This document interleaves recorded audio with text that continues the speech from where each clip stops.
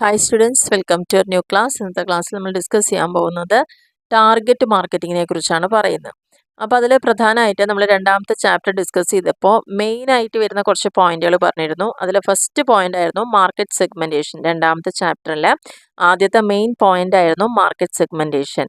അപ്പോൾ ആ market segmentation എന്താണെന്നുള്ളതും അതേപോലെ ആ ഡിഫറെൻറ്റ് ടൈപ്സ് അല്ലെങ്കിൽ ബേസിസ് അല്ലെങ്കിൽ മെത്തേഡ്സ് ആണ് നമ്മൾ ലാസ്റ്റ് ക്ലാസ്സിൽ ഡിസ്കസ് ചെയ്തിട്ടുണ്ടായിരുന്നത്. ഇനി ഇതിലത്തെ രണ്ടാമത്തെ മെയിൻ ടോപ്പിക്കാണ് ടാർഗറ്റ് മാർക്കറ്റിംഗ് എന്ന് പറയുന്നത്. ടാർഗറ്റ് ചെയ്യുക എന്ന് പറഞ്ഞാൽ നമുക്കറിയാം, ഏതെങ്കിലും ഒരു പ്രത്യേക കാര്യത്തിനെ നമ്മൾ ലക്ഷ്യമിടുക എന്നുള്ളത് തന്നെയാണ് ഉദ്ദേശിക്കുന്നത്. അപ്പോൾ ഇവിടെ ടാർഗറ്റ് മാർക്കറ്റിങ്ങിൽ നിങ്ങൾക്ക് പ്രധാനമായിട്ട് പഠിക്കാനുള്ള ഒരു കാര്യം എന്ന് പറയുന്നത് അതിൻ്റെ മീനിങ് തന്നെയാണ്. എന്താണ് ടാർഗറ്റ് മാർക്കറ്റിംഗ് കൊണ്ടുള്ള ഉദ്ദേശം അല്ലെങ്കിൽ അതിൻ്റെ ഒരു അർത്ഥം എന്ന് പറയുന്നത്? ഒരു ഗ്രൂപ്പ് ഓഫ് കസ്റ്റമേഴ്സിനെ മാത്രം ഫോക്കസ് ചെയ്തുകൊണ്ട് അല്ലെങ്കിൽ അവരുടെ വാണ്ട്സ് ആൻഡ് നീഡ്സിനെ സാറ്റിസ്ഫൈ ചെയ്യുന്ന മെത്തേഡിനെയാണ് ടാർഗറ്റ് മാർക്കറ്റിംഗ് എന്ന് പറയുന്നത്. ഇനി once the firm has identified its market segments, firm അതിൻ്റെ മാർക്കറ്റ് സെഗ്മെൻറ്റ് ഏതാണ് എന്നുള്ളത് ഐഡൻറ്റിഫൈ ചെയ്ത് കഴിഞ്ഞാൽ പിന്നെ അവർ ചെയ്യുന്ന കാര്യം എന്താണ്? How many and which one two target. എത്ര ആളുകളിലേക്ക് എത്ര എന്നാണ് നമ്മുടെ ലക്ഷ്യം, അല്ലെങ്കിൽ ഏതിനെയാണ് നമ്മൾ ടാർഗറ്റ് ചെയ്യേണ്ടത്? ഈ ഒരു പ്രോസസ്സിനെ തന്നെയാണ് എന്ത് പറയുന്നത്? ടാർഗറ്റ് മാർക്കറ്റിംഗ് എന്ന് പറയുന്നത്. So target marketing is the process of evaluating the attractiveness and worth of segments. നമ്മൾ തൊട്ട് മുന്നത്തെ ക്ലാസ്സിൽ ഡിസ്കസ് ചെയ്താണ് മാർക്കറ്റ് സെഗ്മെന്റ് എന്ന് പറയുന്നത്. അപ്പോൾ ആ സെഗ്മെന്റിൽ ഏതിനെ സെലക്ട് ചെയ്യണം എന്നുള്ളത് തന്നെയാണ് ടാർഗറ്റ് മാർക്കറ്റിംഗ് എന്ന് പറയുന്നത്.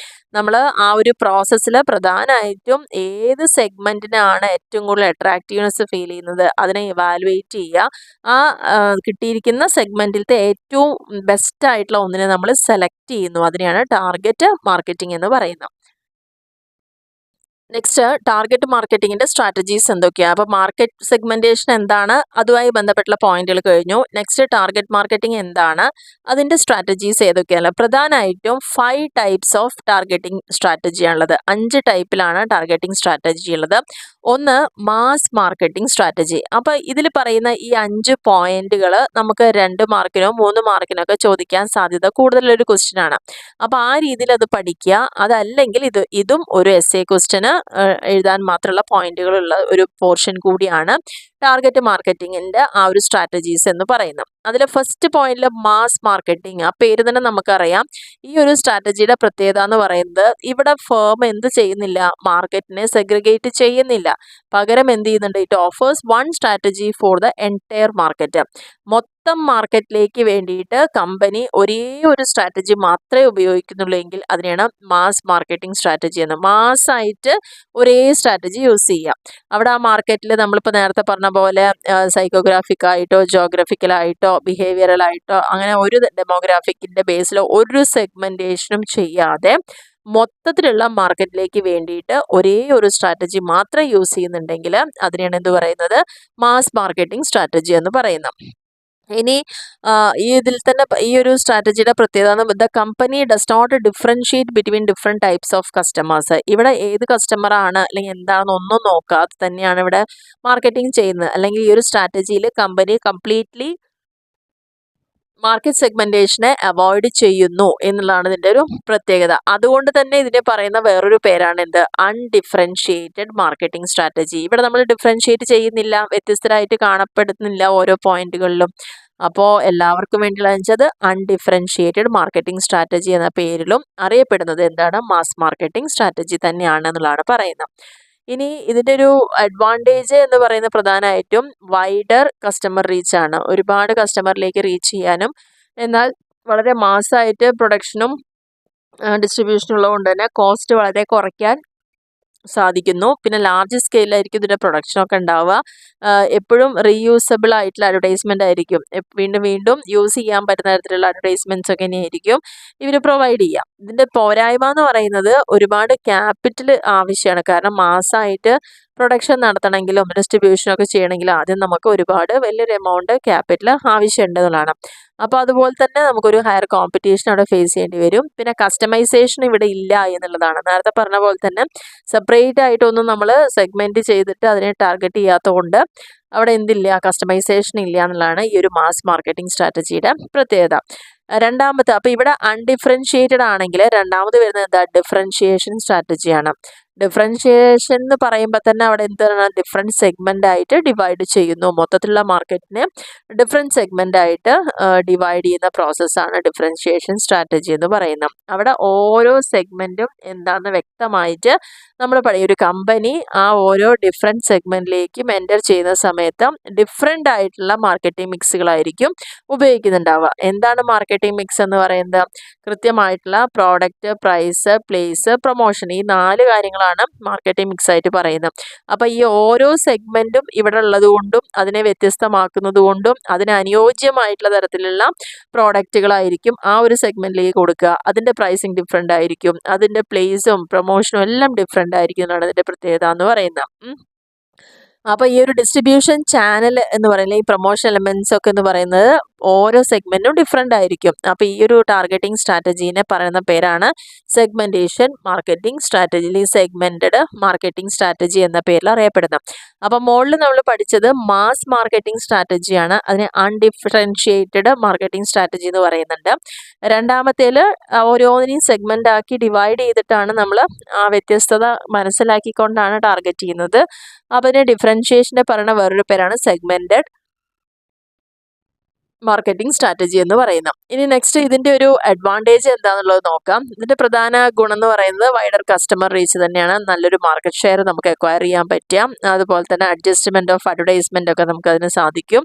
ആൻഡ് എഫിഷ്യൻ്റ് ആയിട്ട് നല്ല രീതിയിൽ എല്ലാവരെയും ഡിസ്ട്രിബ്യൂട്ട് ചെയ്യാൻ സാധിക്കുക എന്നൊക്കെ ഇതിൻ്റെ അഡ്വാൻറ്റേജ്. പോരായ്മകൾ എന്ന് പറയുന്നത് മാർക്കറ്റിംഗ് കോസ്റ്റ് നമുക്ക് ഇൻക്രീസ് ആവും ആൻഡ് ഒരുപാട് സമയവും റിസോഴ്സും ഒക്കെ ആവശ്യമാണെന്നുള്ളതാണ്. കാരണം ഓരോരുത്തർക്കും അനുസരിച്ച് നമ്മൾ പ്രിപ്പയർ ചെയ്യുമ്പം ആ ഒരു ടൈമും അതേപോലെ അതിൻ്റെ റിക്വയർമെൻറ്റ്സ്, റിസോഴ്സ് റിക്വയർമെൻ്റ് ഒക്കെ ഡിഫറെൻ്റ് ആയിരിക്കും. ഇനി മൂന്നാമത്തെ പോയിൻ്റാണ് കോൺസെൻട്രേറ്റഡ് മാർക്കറ്റിംഗ് സ്ട്രാറ്റജി. ആദ്യത്തേത് മാസ്, രണ്ടാമത്തെ അൺഡിഫറൻഷിയേറ്റഡ്, രണ്ടാമത്തെ ഡിഫറൻഷിയേഷൻ കൊണ്ടുവന്നു, പിന്നെ കോൺസെൻട്രേറ്റഡ് ആണ്. ആ പേര് തന്നെ നമുക്കറിയാം. ഇവിടെ ഡിഫറെൻറ്റ് സെഗ്മെൻ്റ് ആയിട്ട് നമ്മൾ ഡിവൈഡ് ചെയ്ത് വെച്ചിട്ട് അതിൽ നിന്ന് ഒരു 1 or 2 സെഗ്മെൻറ്റിനെ മാത്രം നമ്മൾ സെലക്ട് ചെയ്തിട്ട് ആ ഒരു സെഗ്മെൻറ്റിന് വേണ്ടതായിട്ടുള്ള പ്രൊഡക്റ്റും സർവീസും ആയിരിക്കും നമ്മൾ പ്രൊവൈഡ് ചെയ്യുക. അതിനാണ് കോൺസെൻട്രേറ്റഡ് മാർക്കറ്റിംഗ് സ്ട്രാറ്റജി എന്ന് പറയുന്നത്. അപ്പോൾ കോൺസെൻട്രേറ്റ് ചെയ്യുക എന്ന് പറയുമ്പം മാർക്കറ്റിനെ മൊത്തത്തിലൊന്ന് പഠിക്കും, അതിനെല്ലാം ഓരോ കാര്യങ്ങളുടെ ബേസിൽ ഡിവൈഡ് ചെയ്ത് വെക്കും. പക്ഷേ ഡിവൈഡ് ചെയ്ത് എല്ലാറ്റിലും കൊടുക്കില്ല. അതിൽ നിന്ന് 1 or 2 മാത്രം സെലക്ട് ചെയ്തിട്ട് അവരെ ഫോക്കസ് ചെയ്യുന്നതാണ് എന്ത് പറയുന്നത് കോൺസെൻട്രേറ്റഡ് മാർക്കറ്റിംഗ് സ്ട്രാറ്റജി എന്ന് പറയുന്നത്. ഇവിടെ company different marketing strategies, marketing mix തന്നെ ആയിരിക്കും ഈ നമ്മൾ സെലക്ട് ചെയ്തിരിക്കുന്ന സെഗ്മെൻറ്റിന് വേണ്ടിയിട്ട് കൊടുക്കുന്നുണ്ടാവുക. അപ്പോൾ ഇതിൻ്റെ പ്രത്യേകത എന്ന് പറയുന്നത് ഈ സ്ട്രാറ്റജീനെ പറഞ്ഞ വേറൊരു പേരാണ് നിഷ് മാർക്കറ്റിംഗ് സ്ട്രാറ്റജി. നമ്മൾ ഓൾറെഡി ഇത് ഡിസ്കസ് ചെയ്തതാണ് സെഗ്മെൻറ്റേഷൻ പഠിക്കുമ്പം. സബ് സെഗ്മെൻറ്റ്, ഒരു സെഗ്മെൻറ്റിൽ തന്നെ ഉള്ളിൽ വരുന്ന വേറൊരു സബായിട്ടുള്ള സെഗ്മെൻറ്റിനാണ് നിഷ് മാർക്കറ്റിംഗ് സ്ട്രാറ്റജി. അപ്പോൾ വളരെ ഏറ്റവും ചെറിയൊരു പോർഷൻ ആയിരിക്കും ഇതിൽ നമ്മൾ കോൺസെൻട്രേറ്റ് ചെയ്യുന്നുണ്ടാവുള്ളൂ. അപ്പോൾ ഈ ഒരു സ്ട്രാറ്റജി പൊതുവെ ഒരു സ്മോൾ സെക്ഷൻ, മാർക്കറ്റിലെ തന്നെ മാർക്കറ്റ് എന്ന് പറയുന്നത് വളരെ വൈഡ് ആണെങ്കിലും അതിൽ ഏറ്റവും ചെറിയൊരു പോർഷനെ മാത്രം ഫോക്കസ് ചെയ്തിട്ടാണ് നമ്മൾ ഈ ഒരു കാര്യങ്ങൾ ഇവിടെ ചെയ്യുന്നുണ്ടാവാം. അപ്പോൾ ഈ ഒരു മെത്തേഡിൻ്റെ അഡ്വാൻറ്റേജ് എന്ന് പറയുന്നത് ഇവിടെ റിസോഴ്സ് റിക്വയർമെൻറ്റ് വളരെ കുറവാകും. കാരണം നമുക്ക് ആകെ കുറച്ച് ടാർഗറ്റഡ് ആയിട്ടുള്ള ആൾക്കാരേ ഉള്ളൂ. അവർക്ക് വേണ്ടിയാകുമ്പോൾ റിസോഴ്സ് അത്രത്തോളം ആവശ്യമില്ല. തീർച്ചയായിട്ടും ഓരോ വ്യക്തികളുടെ താല്പര്യങ്ങൾക്കനുസരിച്ച് നമുക്ക് ചെയ്തു കൊടുക്കാൻ പറ്റും. അപ്പോൾ ഹൈ കസ്റ്റമൈസേഷൻ ഉണ്ടാവും. പിന്നെ നല്ലൊരു റെപ്യൂട്ടേഷൻ ആ ഒരു സെഗ്മെൻറ്റിൽ നമുക്ക് കിട്ടുന്നുള്ളതാണ്. അതേസമയം ഇതിൻ്റെ ഡിസഡ്വാൻറ്റേജസ് എന്ന് പറയുമ്പം വോളിയം ഓഫ് പ്രൊഡക്ഷൻ ഒക്കെ വളരെ കുറവേ ഉള്ളൂ. അതുകൊണ്ട് തന്നെ നല്ല കോസ്റ്റ് ഉണ്ടായിരിക്കും, പെർ യൂണിറ്റ് കോസ്റ്റ് കൂടുതലായിരിക്കും. പിന്നെ ഉദ്ദേശിച്ച രീതിയിലൊന്നും പെട്ടെന്ന് നമുക്കൊരു വളർച്ച അവിടെ സാധ്യമല്ല. മാർക്കറ്റ് ഷെയറും പരമാവധി കുറവായിരിക്കും. ഇതൊക്കെയാണ് ഈ ഒരു മെത്തേഡിൻ്റെ ഡിസഡ്വാൻറ്റേജ് എന്ന് പറയുന്നത്. ഇനി നാലാമത്തെ മെത്തേഡാണ് മൈക്രോ മാർക്കറ്റിംഗ് സ്ട്രാറ്റജി എന്ന് പറയുന്നത്. മൈക്രോ മാർക്കറ്റിംഗ് സ്ട്രാറ്റജി എന്ന് പറയുമ്പോൾ ഇവിടെ ഫോക്കസ് ചെയ്യുന്നത് സ്മോൾ മാർക്കറ്റ് സെഗ്മെൻറ്റ്, അതായത് ഓൾറെഡി നമ്മൾ പറഞ്ഞു മൂന്നാമത്തെ മെത്തേഡ് കോൺസെൻട്രേറ്റഡിൽ പ്രത്യേകത എന്താണ്? മാർക്കറ്റിനെ ആദ്യം നമ്മൾ ടാർഗറ്റ് ചെയ്ത് വെക്കും, പക്ഷെ അതിൽ തന്നെ ഏറ്റവും ബെസ്റ്റ് ആയിട്ടുള്ള 1 or 2 മാത്രം സെലക്ട് ചെയ്യുന്നു എന്നുള്ളതാണ്. അതന്നെ ഒരു സ്മോൾ മാർക്കറ്റാണ്. അതിലും ചെറിയൊരു ഇതായിട്ട് വീണ്ടും അതിൻ്റെ ഏറ്റവും ചെറിയൊരു പോർഷൻ നമ്മൾ സെലക്ട് ചെയ്യുന്നതിനാണ്. അതായത് നിഷ് മാർക്കറ്റിങ്ങിനെക്കാട്ടിലും കുറച്ചും കൂടി സ്മോളർ ആയിട്ട് വരുന്നതാണ് മൈക്രോ മാർക്കറ്റിംഗ് എന്ന് പറയുന്നത്. അപ്പോൾ മൈക്രോ മാർക്കറ്റിംഗ് എന്തിനാണ് ഫോക്കസ് ചെയ്യുന്നത്? വളരെ smaller section of people than niche marketing. അത്ര എഴുതിയാൽ മതി. നിഷ് മാർക്കറ്റിങ്ങിൽ എത്രയാണോ ഉൾക്കൊള്ളുന്നത് അതിനേക്കാൾ കുറഞ്ഞ അളവിൽ ആളുകൾക്ക് വേണ്ടി മാത്രം മാർക്കറ്റ് ചെയ്യുന്ന മെത്തേഡാണ് മൈക്രോ മാർക്കറ്റിംഗ് എന്ന് പറയുന്നത്. കാരണം അതിൻ്റെ പറഞ്ഞ വേറൊരു പേരാണ് കസ്റ്റമൈസ്ഡ് മാർക്കറ്റിംഗ് അല്ലെങ്കിൽ 1-to-1 വൺ മാർക്കറ്റിംഗ് എന്ന് പറയുന്നത്. കസ്റ്റമൈസ്ഡ് എന്ന് പറഞ്ഞാൽ അവിടെ എന്താണ്, നമ്മളിപ്പം ഒരു 20 പേരുള്ള സ്ഥലത്ത് ഒരു 10 പേർക്ക് വേണ്ടി മാത്രം നമ്മൾ ചെയ്തു കൊടുക്കുന്നുണ്ടെങ്കിൽ അതവിടെ കസ്റ്റമൈസ്ഡ് ആണ്. അപ്പോൾ strategy of target individuals or small groups within a niche market. ഒരു നിഷ് മാർക്കറ്റിൻ്റെ ഉള്ളിൽ നിന്നുകൊണ്ട് തന്നെ വളരെ സ്മോൾ ഗ്രൂപ്പിനോ ടാർഗറ്റ് ചെയ്തിട്ടുള്ള ഇൻഡിവിജ്വൽസിനോ ആണ് നമ്മൾ കൊടുക്കുന്നതെങ്കിൽ അതിനെ മൈക്രോ മാർക്കറ്റിംഗ് എന്ന് പറയുന്നുണ്ട്. അവിടെ കുറച്ചും കൂടി മോസ്റ്റ് ലോയൽ കസ്റ്റമേഴ്സ് ആയിരിക്കും നമുക്ക് ഉണ്ടായിരിക്കുക എന്നുള്ളതാണ് പറയുന്നത്. ഈ ഒരു മെത്തേഡിൻ്റെ അഡ്വാൻറ്റേജ് എന്ന് പറയുന്നത് എന്താ, വളരെ കുറച്ച് റിസോഴ്സ് മതി നമുക്ക്. അതുപോലെ തന്നെ നമ്മൾ ഏതെങ്കിലും ഒരു സ്പെസിഫിക് ആയിട്ടുള്ള ടാർഗറ്റിംഗ് ഓഫ് ടൈലേർഡ് മെസ്സേജസ് മതിയാവും. ഇൻക്രീസ്ഡ് ഇപ്പോൾ നമ്മളൊരു വാട്സപ്പ് ഗ്രൂപ്പൊക്കെ ഉണ്ടാക്കിയിട്ട് അതുവഴിയൊക്കെ നമ്മൾ മാർക്കറ്റിംഗ് ചെയ്യുന്നുണ്ടെങ്കിലൊക്കെ മൈക്രോ മാർക്കറ്റിംഗ് ആണത്. And increased engagement with customers. അതുകൊണ്ട് തന്നെ എണ്ണം കുറവായതുകൊണ്ട് നമുക്ക് എപ്പോഴും അവരായിട്ട് ഇൻട്രാക്ട് ചെയ്യാൻ പറ്റുക. ആൻഡ് നല്ലൊരു ബ്രാൻഡ് അവയർനെസ് ഒക്കെ ഇമ്പ്രൂവ് ചെയ്യാൻ പറ്റും, പ്രത്യേകിച്ചുള്ള ആ ഓഡിയൻസിലൂടെ എന്നുള്ളതൊക്കെയാണ് പറയുന്നത്. പോരായ്മകൾ എന്ന് പറയുന്നത് ഒരുപാട് ടൈം കൺസ്യൂമിങ് ആണ്. കാരണം നമ്മൾ ഓരോ ആളുകൾക്ക് വേണ്ടിയാണ് ആ ഒരു സമയം സ്പെൻഡ് ചെയ്യുന്നത്. അതോടെ തന്നെ അത് എക്സ്പെൻസീവ് ആവാനുള്ള ചാൻസ് കൂടുതലാണ്.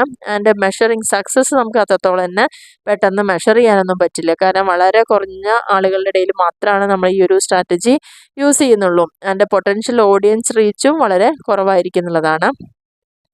ഇനി അഞ്ചാമത്തെ മെത്തേഡാണ് ലോക്കൽ മാർക്കറ്റിംഗ് സ്ട്രാറ്റജി എന്ന് പറയുന്നത്. ലോക്കൽ മാർക്കറ്റിംഗ് സ്ട്രാറ്റജി എന്ന് പറഞ്ഞാൽ എന്താ, നമ്മൾ ചെയ്യുന്ന ഒരു പ്രൊഡക്റ്റോ സർവീസോ നമ്മുടെ ചുറ്റുവട്ടമുള്ള ആളുകളിൽ മാത്രം കോൺസെൻട്രേറ്റ് ചെയ്യുന്ന, നെയ്ബർഹുഡ് ഏരിയാസിൽ മാത്രം കോൺസെൻട്രേറ്റ് ചെയ്യാൻ വെച്ചാൽ അതിനെയാണ് ലോക്കൽ ടാർഗറ്റിംഗ് എന്ന് പറയുന്നത്. അപ്പോൾ അവിടെ ഓർഗനൈസേഷൻ അതിന് വേണ്ടി യൂസ് ചെയ്യുന്നത് എന്താണ്, നമ്മളുടെ പരിചയക്കാരെ മാത്രം, local connections and make their presence felt. അവരുടെ ഏറ്റവും നമുക്ക് വേണ്ടപ്പെട്ട ആളുകളിൽ മാത്രം മാർക്കറ്റിംഗ് ചെയ്യുന്നതിന് ലോക്കൽ മാർക്കറ്റിംഗ് സ്ട്രാറ്റജി എന്ന് പറയുന്നത്.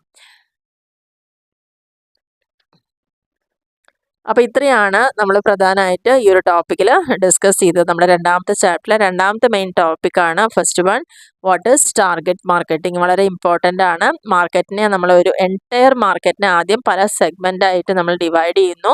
അതായത് ഡെമോഗ്രാഫിക് ആയിട്ടോ സൈക്കോഗ്രാഫിക്കോ ബിഹേവിയറൽ ജോഗ്രഫിക്കോ അങ്ങനെ എന്തിൻ്റെങ്കിലും ഒരു സിമിലർ ബേസിസിൽ നമ്മൾ സെഗ്മെൻറ്റ് ചെയ്ത് വെക്കുക. അതിൽ തന്നെ നമ്മൾ എന്ത് ചെയ്യുന്നുണ്ട്, അതിൻ്റെ 5 ടൈപ്സ് സ്ട്രാറ്റജി എന്ന് പറയുന്നത് മാസ്സായിട്ട് മാർക്കറ്റിംഗ് ചെയ്യും, രണ്ടാമത്തെ ഡിഫറൻഷ്യേറ്റ് ചെയ്ത് മാർക്കറ്റ് ചെയ്യും, കോൺസെൻട്രേറ്റ് ചെയ്തുകൊണ്ട് ചെയ്യും, അതിൻ്റെ ഉള്ളിൽ തന്നെ ചെറിയ ഗ്രൂപ്പിലേക്ക് മൈക്രോ മാർക്കറ്റിംഗ് ആയി ചെയ്യാം, പിന്നെ നമുക്ക് ചുറ്റുപാടുള്ളവിടെ മാത്രമുള്ള മാർക്കറ്റിംഗ് സ്ട്രാറ്റജി, അതായത് ലോക്കൽ മാർക്കറ്റിംഗ് സ്ട്രാറ്റജി എന്ന് പറയുന്നത്. അപ്പോൾ ഇതാണ് ഈ ഒരു ടോപ്പിക്കിൽ നമ്മൾ മെയിനായിട്ട് ഡിസ്കസ് ചെയ്തിരിക്കുന്ന കാര്യങ്ങളെന്ന് പറയുന്നത്. അപ്പോൾ ഇതെല്ലാവർക്കും ക്ലിയർ ആയെന്ന് വിചാരിക്കുന്നു.